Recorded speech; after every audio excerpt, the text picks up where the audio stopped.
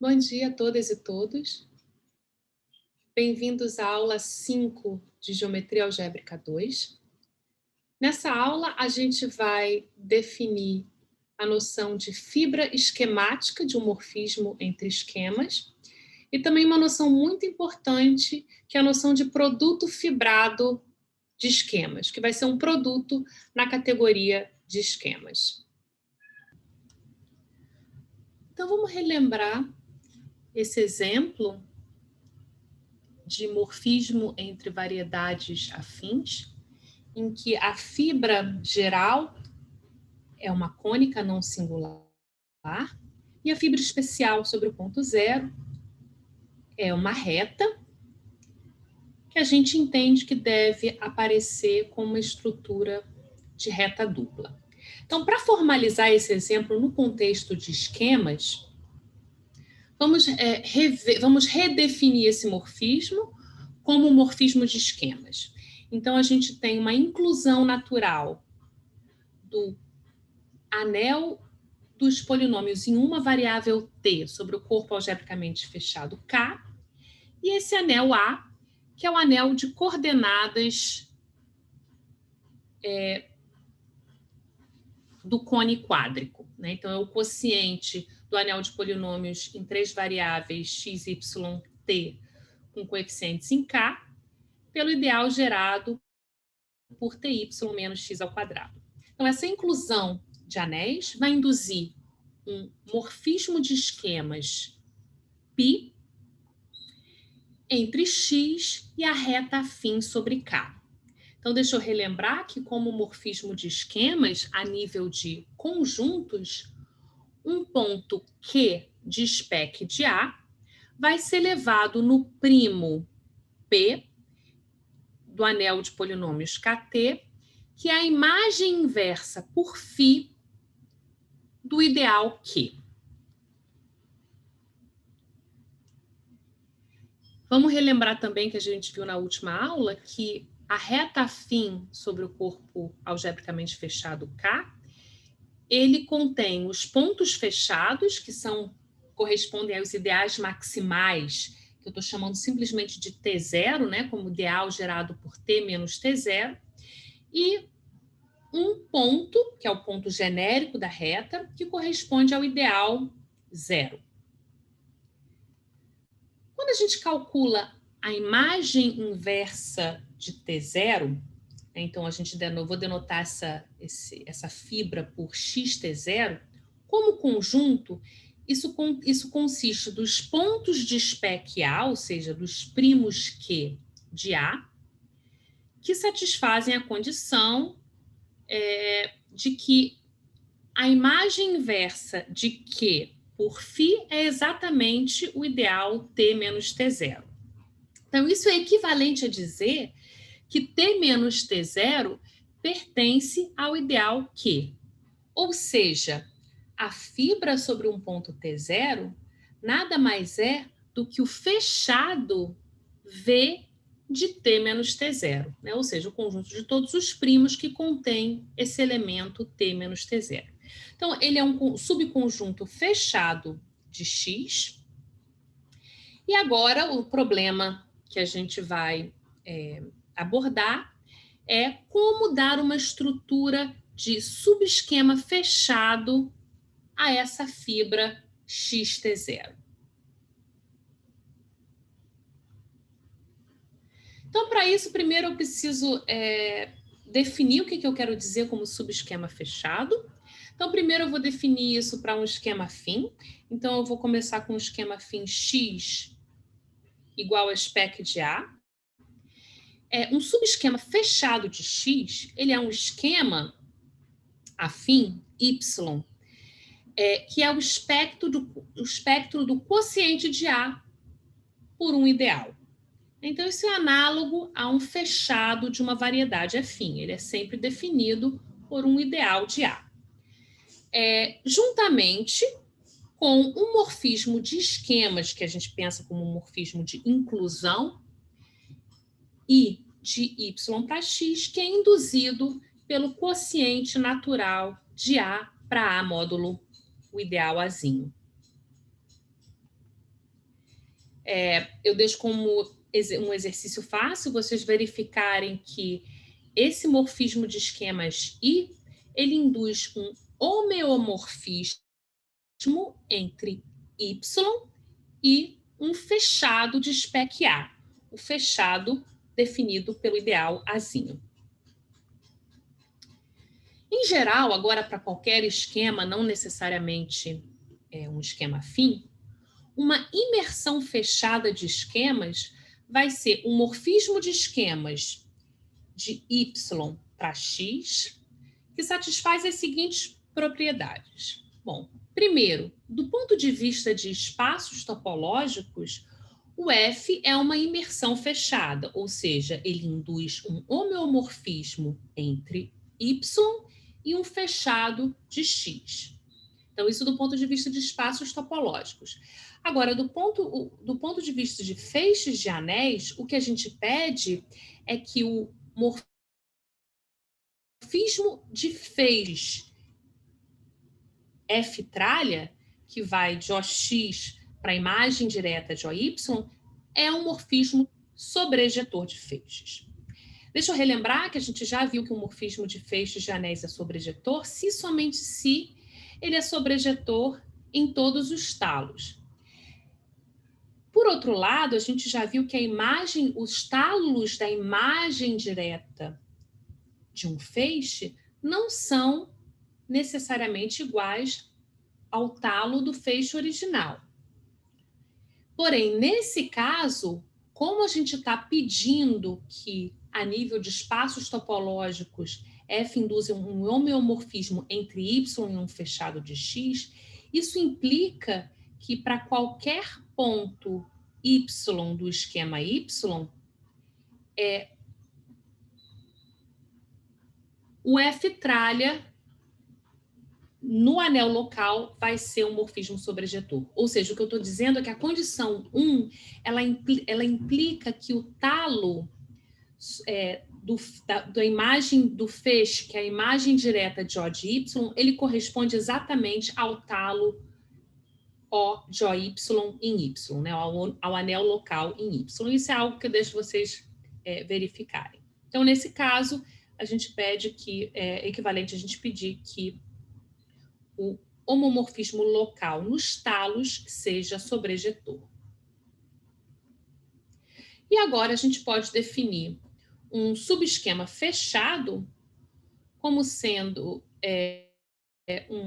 um esquema Y, onde Y é um fechado de X, juntamente com uma imersão fechada de Y para X, onde a nível de conjuntos, essa imersão fechada seja exatamente a inclusão natural. E aqui, é claro, a gente precisa verificar, e eu deixo como um exercício, isso é um exercício do Hartshorne, vocês verificarem que, no caso afim, essas duas definições coincidem. Então, a gente tinha essa definição original de subesquema fechado de um esquema afim, que ele é induzido por um quociente do anel A, e a gente tem essa definição mais abstrata de subesquema fechado. E agora a gente pode voltar ao nosso exemplo, né? Então, a gente tinha novamente esse morfismo π de esquemas de X para reta afim. A gente já determinou quem era a fibra conjuntística de um ponto T0. T0 aqui, relembrando, ele está representando o ponto que corresponde ao ideal maximal T menos T0. Então, a nível conjuntístico, a fibra é um fechado de X. E nesse caso, a gente tem uma estrutura natural de subesquema fechado na fibra. Isso porque, repara que a gente tem um quociente natural de A para o ideal, para o quociente de A pelo ideal gerado por T menos T0. Então, nesse caso, isso vai nos dar uma estrutura natural de subesquema fechado à fibra conjuntística, que é essa que eu coloquei aí. Isso vai ser imersão fechada I, do espectro do quociente para X. Deixa eu só observar nesse caso, como a gente vai querer definir isso de forma mais geral, vamos olhar para esse quociente e vamos observar que esse quociente de A pelo ideal gerado por T menos T0, ele pode ser visto como um produto tensorial sobre o anel de polinômios KT do anel A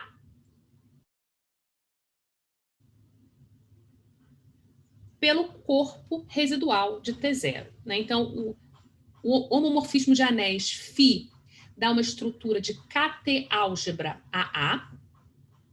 O corpo residual, que é o quociente de KT por T menos T0, também tem uma estrutura natural de KT álgebra.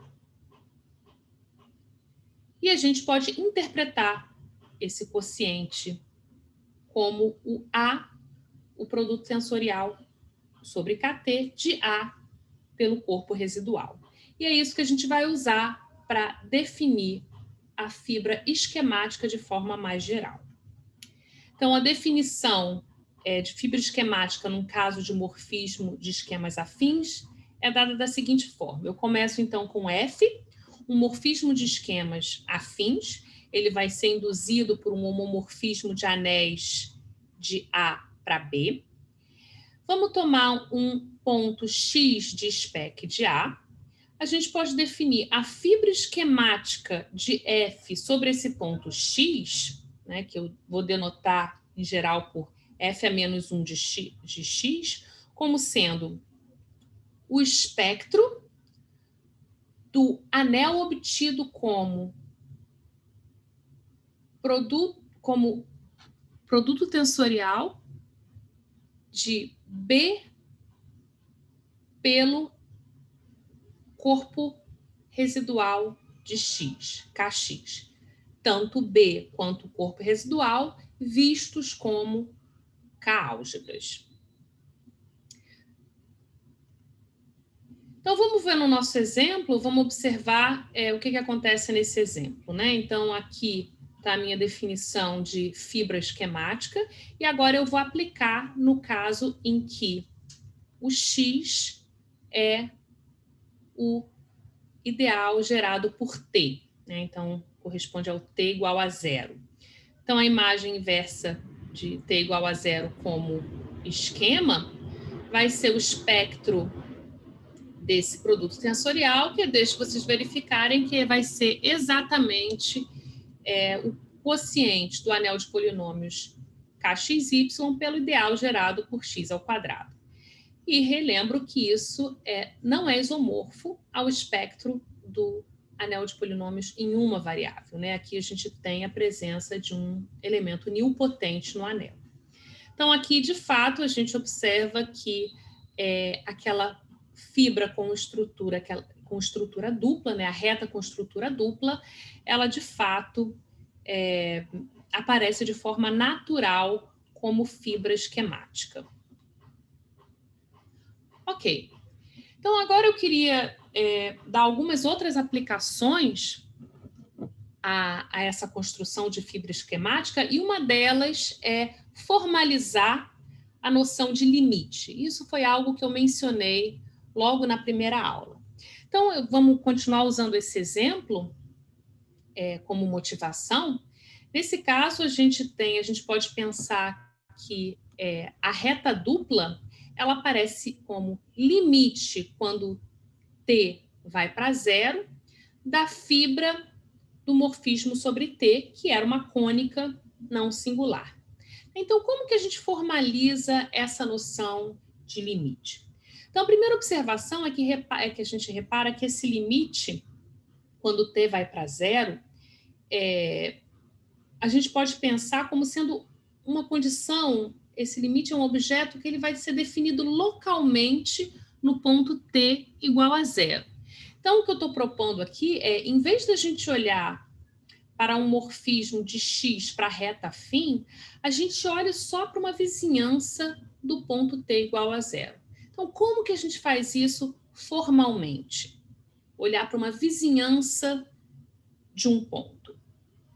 Bom, então aqui o que a gente vai fazer, no nosso caso a gente está com K, um corpo algebricamente fechado, e eu vou olhar para o anel local da reta afim no ponto zero. Então esse anel local, então o que eu estou fazendo é invertendo todos os polinômios em uma variável que não se anulam em t igual a zero. Isso é isomorfo ao anel das séries de potência em T. Isso é um anel de valorização discreta que tem como corpo quociente o corpo das séries de Laurent em T. Então, aqui eu estou permitindo um número finito de potências negativas de T. Então, agora eu vou olhar, esse é um anel local, é um anel local da reta fim em zero, é o anel das séries de potência em T.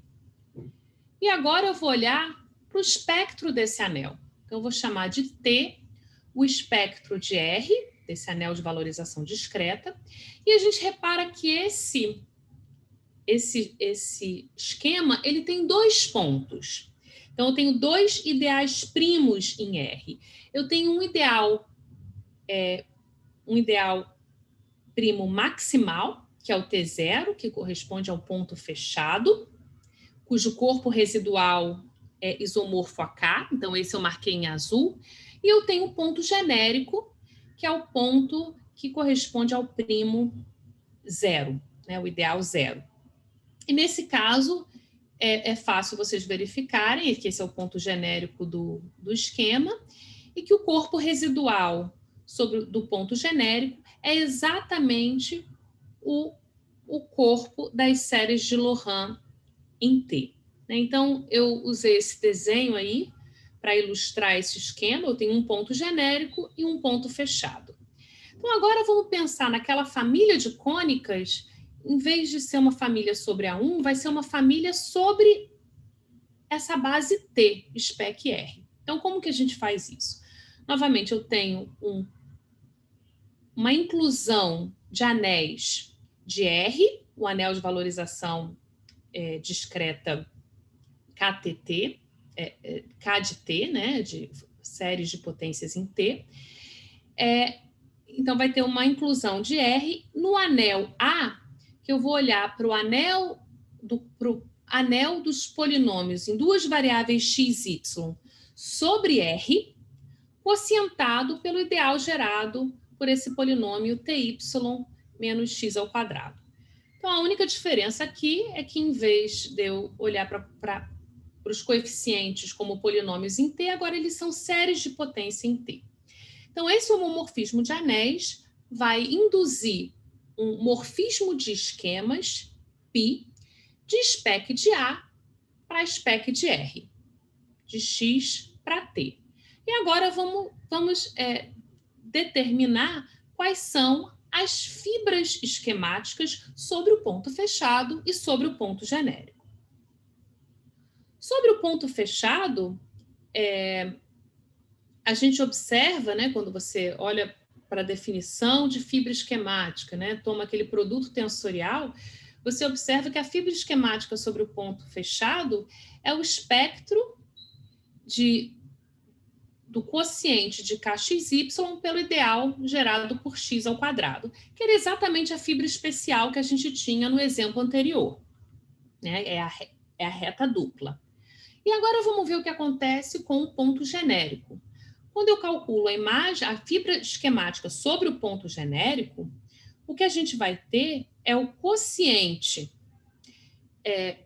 Aqui deveria ser, novamente, o anel de polinômios nas variáveis x e y com coeficientes no corpo de séries de Laurent, né? Tá faltando aqui o x e y nessa expressão. Mas então seria, novamente, o espectro do quociente do anel de polinômios nas duas variáveis x e y pelo ideal gerado por esse polinômio de grau 2, ty menos x2. E agora repara que no corpo de séries de Laurent,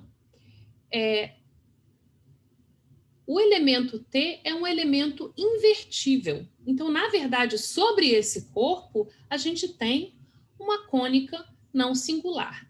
Então, o que a gente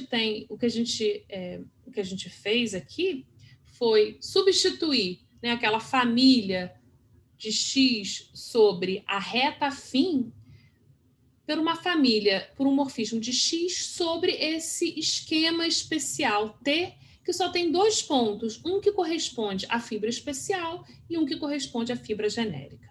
Então, a degeneração da cônica em uma reta dupla, ela pode ser vista sobre esse esquema T. Então, isso é uma forma muito, muito útil de se estudar limites e degenerações, né? Então, isso vai ser bastante importante no nosso estudo de esquemas mais para frente. Ok, um outro exemplo que vai ser importante é exemplos em característica mista, né? Então, a fibra esquemática, né, a definição de fibra esquemática nos permite trabalhar ao mesmo tempo com qualquer característica. Então, vamos ver isso. Então, o que a gente vai considerar, primeiramente, é o esquema fim spec de Z. Né? Z, o anel dos números inteiros. Então, os ideais primos de Z, eles vão corresponder aos inteiros primos, né, os números naturais primos, que vão corresponder aos pontos fechados de spec de Z, e o ideal zero, que vai corresponder ao ponto genérico de spec de Z. Os corpos residuais são fáceis de calcular. O corpo residual do ponto genérico vai ser isomorfo ao corpo dos números racionais. E o corpo residual de um ponto que corresponde a um primo P vai ser isomorfo ao corpo finito FP. Então, eu deixo como exercício vocês contemplarem esses isomorfismos aí e se convencerem de que, de fato, esses são os corpos residuais dos pontos de spec Z. E agora a gente vai considerar famílias sobre spec Z, ou seja, morfismos, esquemas sobre spec Z. Então, por exemplo, um dos esquemas mais simples nos quais a gente pode pensar é a reta afim sobre Z. Então, a reta afim sobre Z, ela é definida como sendo o espectro do anel de polinômios em T com coeficientes em Z.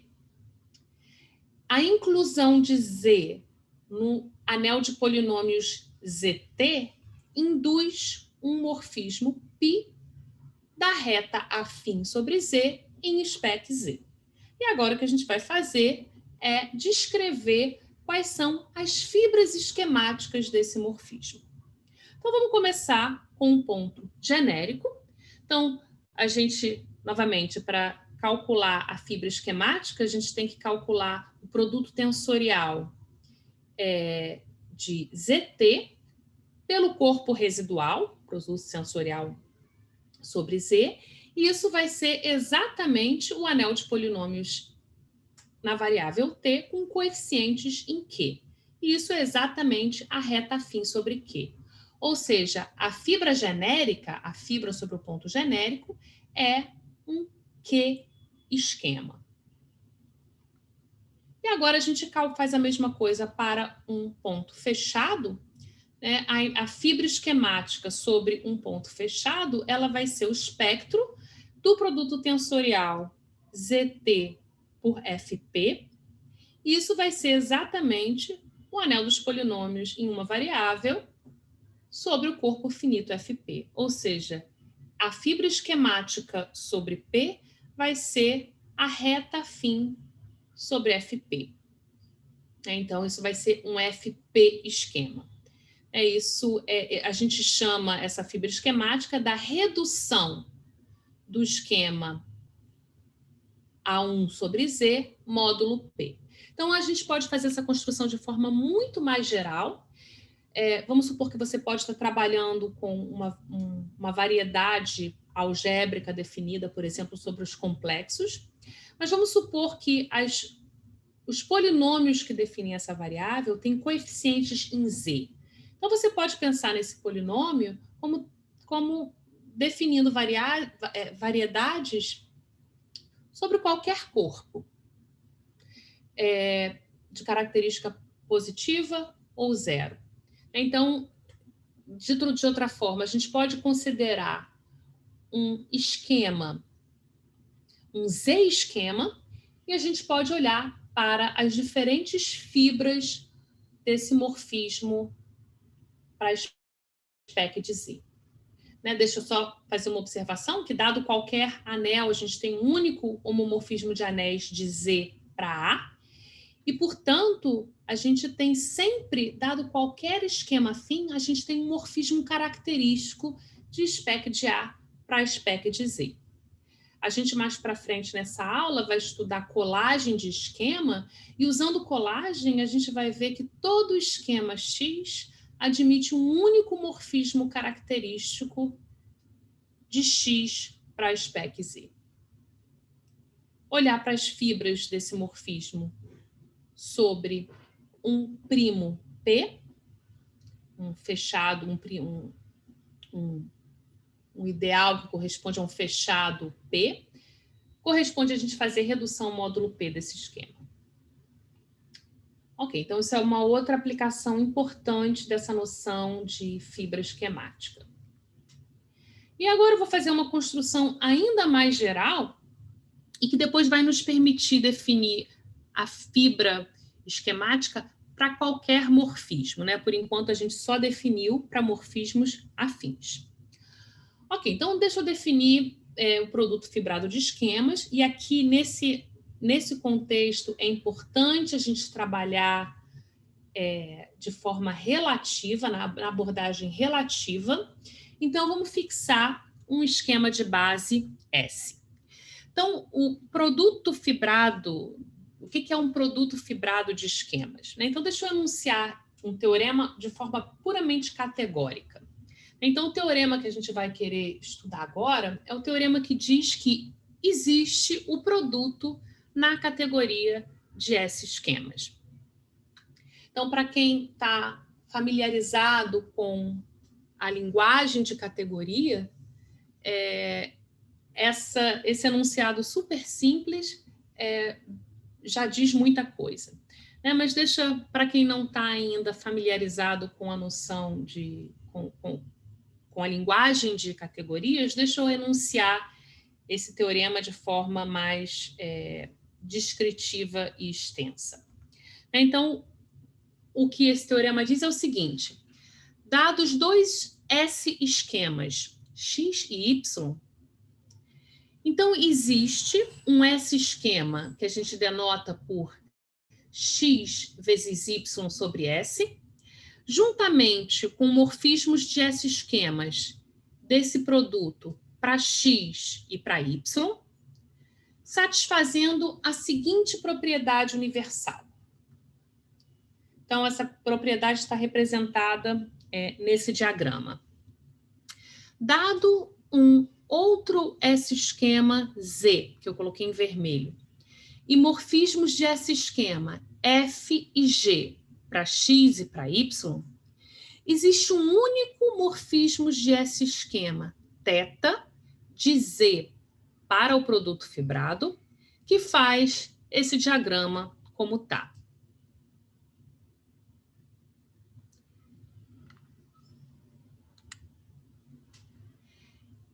Como eu disse, esse esquema, esse S-esquema X vezes Y sobre S é chamado de produto fibrado de X e Y sobre S, e os morfismos πx e πy são chamados de projeções naturais.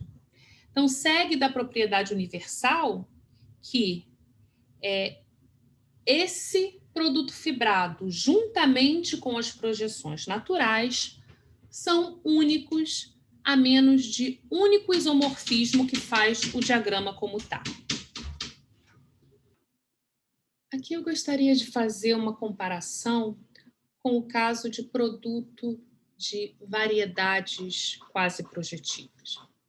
Quando a gente estudou em geometria algébrica 1 produto de variedades projetivas, a gente começou estudando o produto de dois espaços projetivos e a gente deu uma estrutura de variedade projetiva a esse produto usando o mergulho de Segre.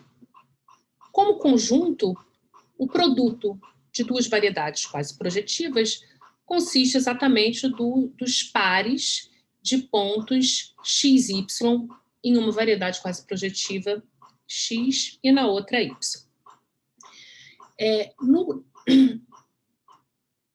Na categoria de variedades quase projetivas sobre um corpo algebricamente fechado, o produto de variedades quase projetivas satisfaz a essa mesma propriedade universal.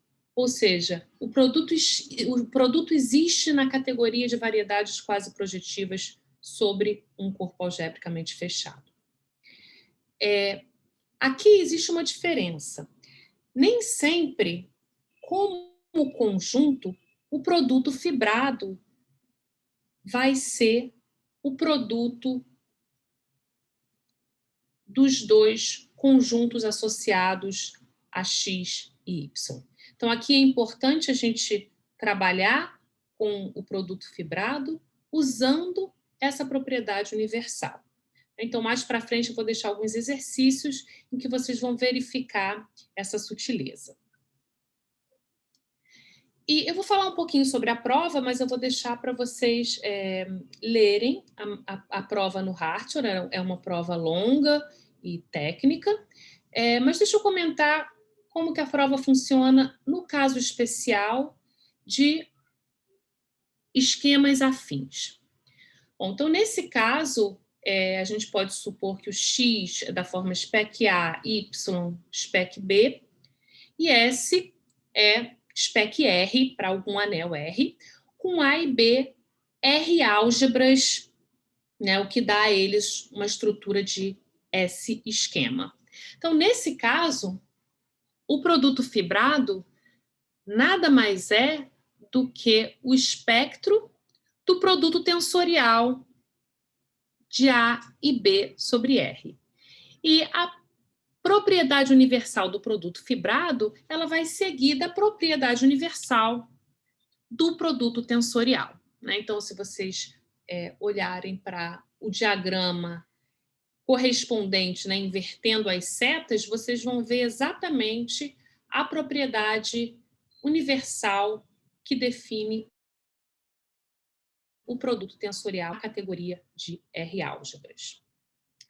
No caso geral, a gente obtém o produto fibrado por colagem de esquemas afins, né? Essa colagem é feita de uma forma cuidadosa e técnica, e eu deixo, então, como exercício vocês lerem a prova desse teorema no livro do Hartior. Esse é o teorema do capítulo 2, 3.3.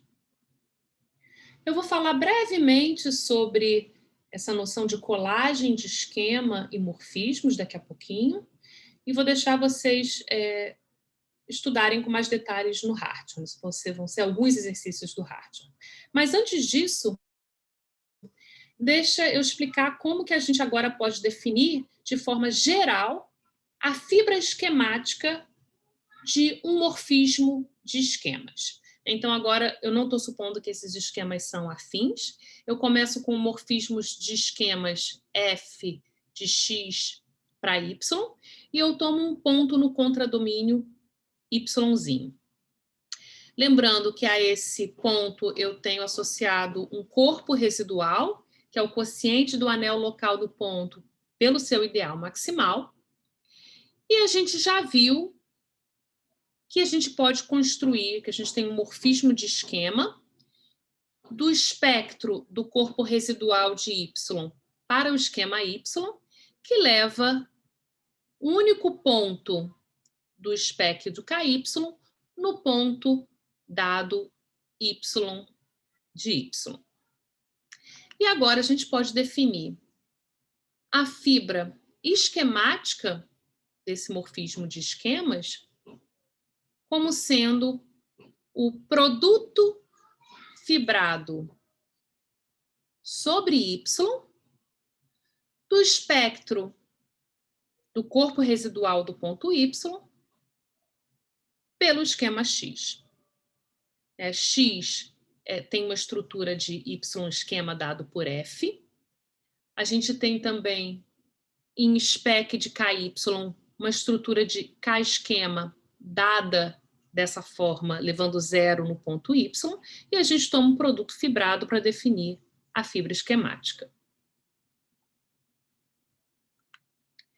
E agora deixa eu terminar a aula falando brevemente sobre colagem de esquemas e morfismos. Então, vocês vão ler isso com mais detalhes e fazer alguns exercícios do Hartmann, mas a ideia é bastante simples. Deixa eu começar falando sobre a colagem de espaços topológicos. Então, essa é uma operação puramente topológica. Eu tentei colocar um desenho para ilustrar a colagem de espaços topológicos, mas a ideia é a seguinte: você começa com uma família de espaços topológicos, e para cada dois espaços dessa família, você tem dois abertos, o IJ em XI e o JI em XJ, que são identificados por meio de um homeomorfismo.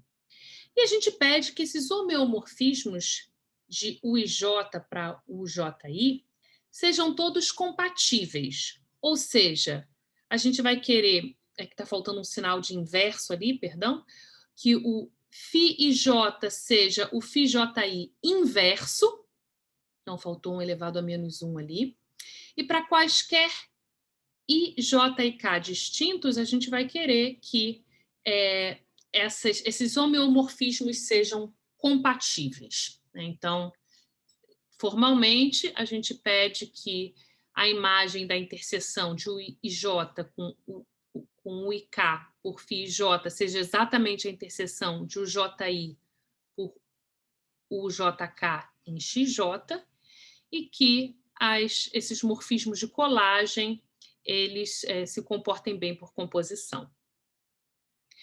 Então, a conclusão é que a gente pode colar esses espaços topológicos ao longo desses abertos, ou seja, existe um único espaço topológico, um único a menos de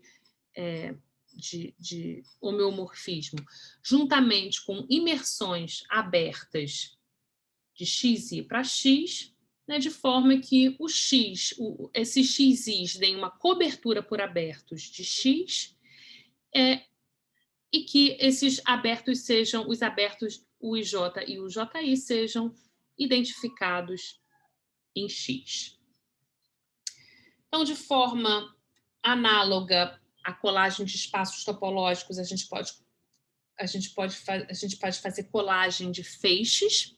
Isso está feito no Hartmann, exercício capítulo 2, seção 1, exercício 1.22. Então, aqui a ideia é que se você tem uma cobertura por abertos em um espaço topológico, feixes de anéis em cada um desses abertos e identificações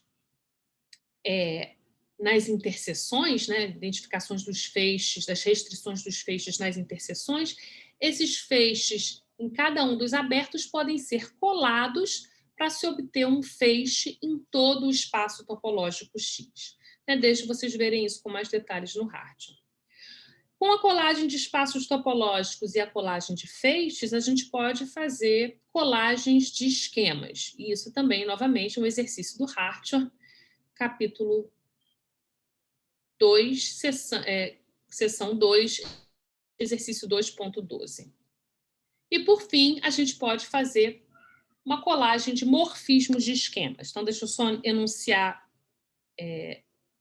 nesse caso, o que eu quero dizer com isso. Eu começo com dois esquemas X e Y e uma cobertura por abertos UI de X. Vamos supor que eu tenho, para cada aberto nessa cobertura, agora eu estou vendo esse aberto como um esquema, com uma restrição do feixe estrutural, eu tenho um morfismo alfa-I de UI para Y. E esses morfismos são tais que, nas interseções, eles coincidem. Então, eu posso colar esses morfismos, ou seja, existe um único morfismo de esquema de x para y, com a propriedade de que quando eu restringo o morfismo ao aberto o i, eu recupero o morfismo inicial dado αi, para todo i. Então, com isso, a gente termina a aula 5 e a gente volta daqui a pouco para falar de esquemas projetivos. Até lá!